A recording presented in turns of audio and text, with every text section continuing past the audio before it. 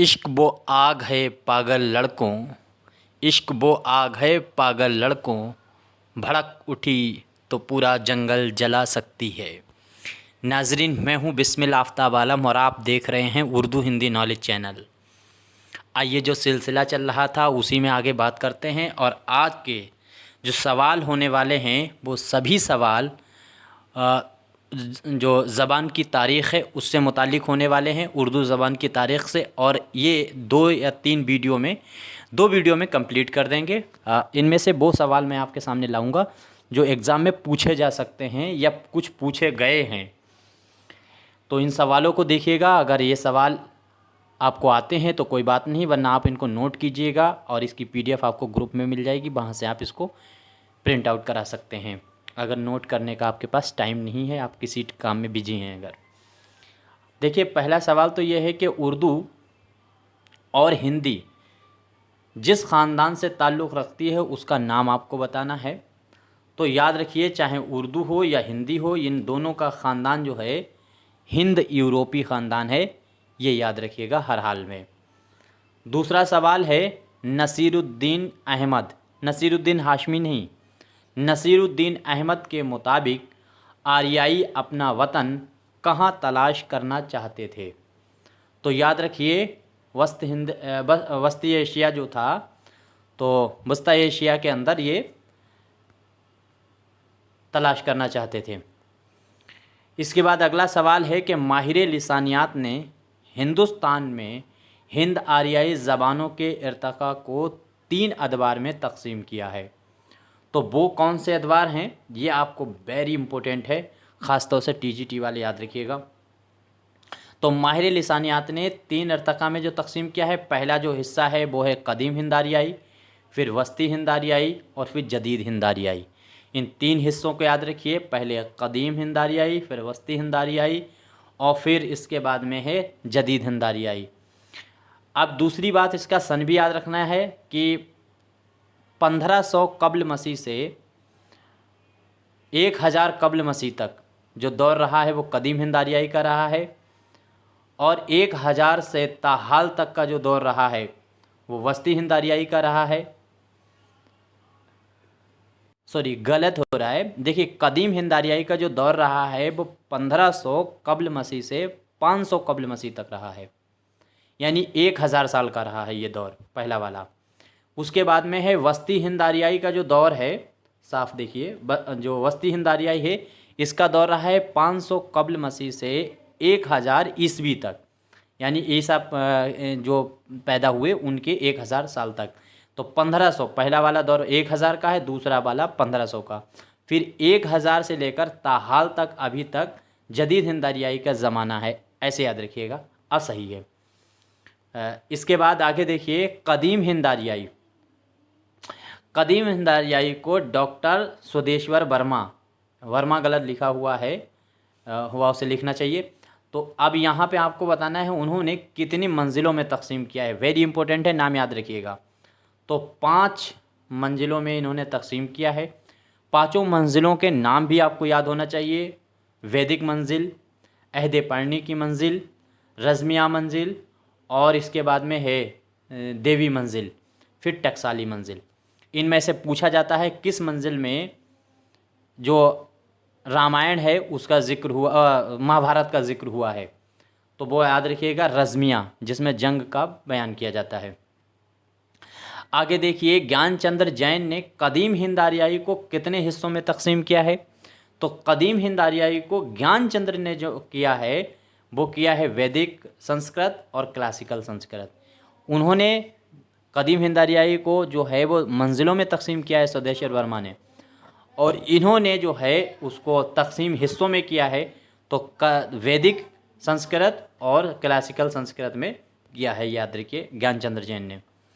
इसके बाद में है वस्त हिंद आर्याई को खुसूसियत के लिहाज से, खुसूसियत के लिहाज से कितने अदवार में तकसीम किया गया। तो इसको खुसूसियत के एतबार से, यानी पहला जो कदीम हिंद आर्याई था वो तो 2 हिस्सों में हो गया, और वस्ती हिंद आर्याई हो इसको 3 हिस्सों में तकसीम किया गया। 3 हिस्सों जो तकसीम किया गया ज़बानों के एतबार में, उसमें पहला जो ज़बान आई वो पाली, फिर प्राकृत, उसके बाद अपभ्रंश। इस तरह से आपको याद रखना है। इसके बाद अगर प्राकृत के आपसे मानी पूछ लिया जाए, ये कई बार पूछे भी जा चुके हैं, तो प्राकृत का मतलब होता है फितरी ज़बान। ठीक है, पाली के बाद आने वाली फितरी ज़बान कौन से? प्राकृत है, और प्राकृत के बाद अपभ्रंश आई। अपभ्रंश मतलब बिगड़ी हुई ज़बान। इसके बाद में अगला है अवाम की बोली टोली का अदबी रूप कौन सा है? यानी अवाम की बोली टोली का जो अदबी रूप था वो पाली थी, क्योंकि संस्कृत के बाद पाली ऐसी ज़बान बनी जिसमें अदब लिखा गया। मज़हब की, बौद्ध मज़हब की ये किताबें हैं, चाहे वो त्रिपिटक हों या धम्म हों, जितने भी इनकी मज़हबी किताबें हैं गौतम बुद्ध की, वो सब लिखी गई हैं पाली ज़बान में। इसलिए जो बोलचाल की अवामी ज़बान थी उसका अदबी रूप पाली बना। आगे है प्राकृत के सबसे कदीम नमूने कौन से हैं? तो प्राकृत के कदीम नमूने, अब देखिए पाली जो थी तो वो प्राकृत से पहले थी, लिहाजा आप इससे भी एक कॉमन सेंस लगा सकते हैं कि प्राकृत से पहले पाली है तो अदबी नमूने पाली में ही तो होंगे।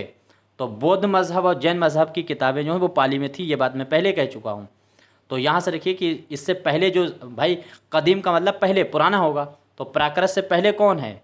पाली है, पाली से पहले संस्कृत है, तो यहाँ से आपका आंसर पाली होगा। इस पर गौर कीजिएगा। अब बौद्ध मज़हब की और जैन की ये किताबें जो पाली में, हालांकि जैन की नहीं है, गलत है, लेकिन उर्दू वाले इसको जैन को मानते, पता नहीं। वैसे जैन की जो मज़हबी किताबें हैं, याद रखिए जैन धर्म की, वो संस्कृत और प्राकृत भाषा में हैं, पाली में नहीं है, लेकिन पाली मानते हैं तो फिर मजबूरी है मानना है। आगे देखिए पाली का दूसरा नाम क्या है? तो कदीम मागधी। ये भी याद रखिए, कदीम मागधी भी पाली है, क्योंकि मगध में पैदा हुए ना गौतम बुद्ध, और वहाँ पर जो बोली बोली जाती थी वो पाली थी। तो पाली का कदीम नाम जो है वो पाली का जो दूसरा नाम है वो कदीम मागधी भी है, मगध कहा जाता था उसको। पाली ज़बान का इलाका कौन सा है? तो वही मगध। मगध मतलब वही बिहार का इलाका जो है। इसके बाद में है दूसरी प्राकृत की कितनी शक्लें बताई गई हैं? दूसरी प्राकृत, पहली प्राकृत वही हो गई, क्या कहते हैं, पाली। अब दूसरी प्राकृत की कितनी शक्लें हैं? तो ये 5 हैं। कौन कौन सी हैं? ये महाराष्ट्री है, शोरशैनी है, पेशाची है, मागधी है, अर्धमागधी है। ऐसे आपको याद रखना है, ये दूसरी प्राकृत हैं। इसके बाद में है शोरशैनी का मरकज़ी इलाका क्या है? तो शोरशैनी का जो इलाका है, इसी से बाद में ब्रजभाषा निकल के आई, तो मथुरा का इलाका है। इसके बाद में है अपभ्रंश को प्राकृतों का मावादे इर्तका किसने कहा है? तो अपभ्रंश को प्राकृतों का मावादे इर्तका, ये भी स्वदेश्वर वर्मा ने कहा है, ये आपको यहाँ से याद रखना है। सवाल है कि एक ख़ास ज़बान के मानी में सबसे पहले लफ्ज़ अपभ्रंश का इस्तेमाल किसने किया? तो ये ख़ास ज़बान के लिए जो अपभ्रंश थी उसको भी ज़बान का इस्तेमाल किया गया, ज़बान के रूप में कहा गया है, तो वो है हेमचंद।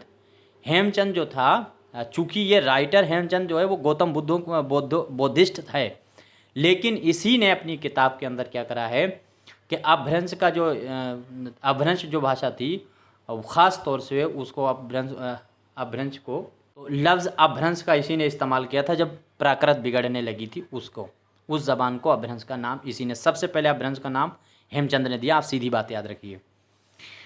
अब यहाँ पे अब गलत लिख दिया है। अपभ्रंश का लफ्ज़ पहली बार किसने इस्तेमाल किया है? तो सबसे पहले अगर अपभ्रंश का पूछा जाए तो नाट्य शास्त्र में भरत मुनि ने इस्तेमाल किया। चूँकि हेमचंद अगर नहीं है तो भरत मुनि लगेंगे, हालांकि भरत मुनि पहले हैं हेमचंद से, ये भी याद रखिएगा। तो हेमचंद अगर है तो भरत मुनि दोनों हैं, तो हेमचंद को आप टिक करेंगे, वो भरत मुनि को टिक करेंगे। भरत मुनि नहीं है तब हेमचंद को अपभ्रंश के लफ्ज़ का इस्तेमाल। आगे देखिए, शोरशैनी अपभ्रंश में 4 कौन सी बोलियाँ हैं? तो जो 4 बोलियाँ शोरशैनी अपभ्रंश में हैं, यानी जो मथुरा के इलाके की ज़बानें थी, तो मथुरा के, ये भी कॉमन सेंस का सवाल है, मथुरा के आसपास का जो भी इलाका क्षेत्र है उस पर अंदाज़ा लगा सकते हैं जब ऑप्शन दिए जाएं। देखिए देखिए मथुरा के पड़ोस में एक, तो ये बात याद रखिए, सबसे पहली बात ये खड़ी बोली। खड़ी बोली किस इलाके में बोली जाती है? तो मथुरा से जो इलाका पूरब साइड का है, जैसे ये बरेली शाहजहांपुर वगैरह का। उसके अगर आप थोड़ा दक्षिण की तरफ देखेंगे तो राजस्थान है, अगर आप थोड़ा उत्तर की तरफ देखेंगे तो पंजाब है। और बाकी जो है वो पहाड़ी इलाका भी है मध्य प्रदेश की साइड का। तो गुजराती और पहाड़ी, क्योंकि गुजरात भी उसी से लगा हुआ है। तो इस तरह से कॉमन सेंस से भी बता सकते हो कि अगर आपसे पूछा जाए शौरसेनी अपभ्रंश, तो शौरसेनी आपके दिमाग में है मथुरा का इलाका। अब उसके चारों तरफ के इलाके ले लीजिए, खड़ी बोली, राजस्थानी, पंजाबी, गुजराती और पहाड़ी। गुजराती पहाड़ी एक ही में, तो 4 बोलियाँ। इसके बाद में जदीद हिंद आरियाई ज़बान का इलाका अगर पूछा जाए, उसका ज़माना पूछ लिया जाए, जदीद हिंद आरियाई, तो पीछे हम बता चुके हैं जदीद का 1000 ईस्वी से लेकर के ताहाल तक का ज़माना 1000 चल रहा है, वो जदीद हिंद आरियाई का है। इस पे मैं पीछे बात कर चुका। शुमाली मगरबी हिंदुस्तान की ज़बानें कौन सी हैं? शुमाली मगरबी हिंद, तो शुमाल मगरबी हिंदुस्तान जो है उसकी हैं लहंदा और सिंधी, ये दोनों आपको याद रखना है। लहंदा ज़बान का इलाका, इसी वजह से सैयद सुलेमान नदवी ने सिंध से उर्दू निकली ये बात कह दी। लहंदा ज़बान का इलाका कौन सा है? तो मगरबी पंजाब, ये भी आपको याद रखना है। लहंदा का जो इलाका है वो मगरबी पंजाब का इलाका है। किस ज़बान को शायरी और मौसीकी की ज़बान कहा जाता है? तो वो मराठी, सबसे बड़ी मराठी, मतलब हिंदी के बाद, हिंदी उर्दू के बाद में अगर भारत के अंदर कोई सबसे बड़ी ज़बान है तो वो मराठी है, और कदीम भी है, इसीलिए इसमें आपको मौसीकी मिलती है। इसके बाद में हिंदुस्तान के जदीद हिंद आरियाई के किन ज़बानों में सेगाए तिश्ना का मिलता है? तो जो है सेगाए तिश्ना किस में मिलता है, किन ज़बानों में? तो ये दोनों वेरी इंपॉर्टेंट, गुजराती और मराठी का नाम आपको हर हाल में याद रखिएगा।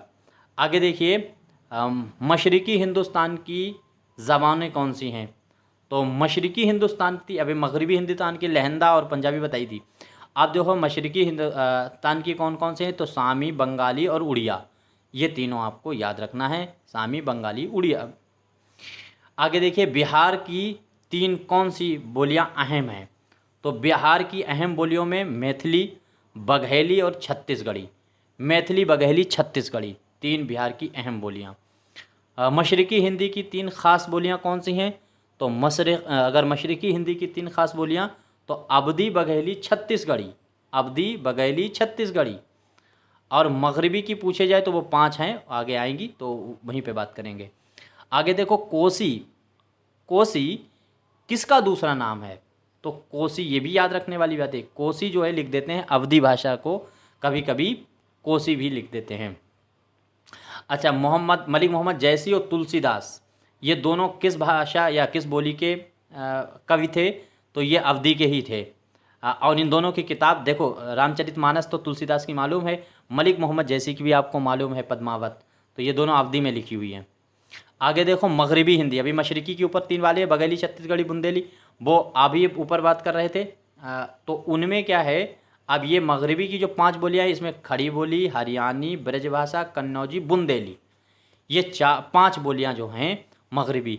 और ये बताई किसने हैं? तो ये भी याद रखिए, गुरेरसन ने ये 5 बताई हैं बोलियाँ, मगरबी हिंदी की 5 बोलियाँ। अब इन 5 को भी 2 हिस्सों में तकसीम किया गया है, एक आ का लहजा रखने वाली और एक आ का लहजा रखने वाली, एक ऊ का लहजा रखने वाली।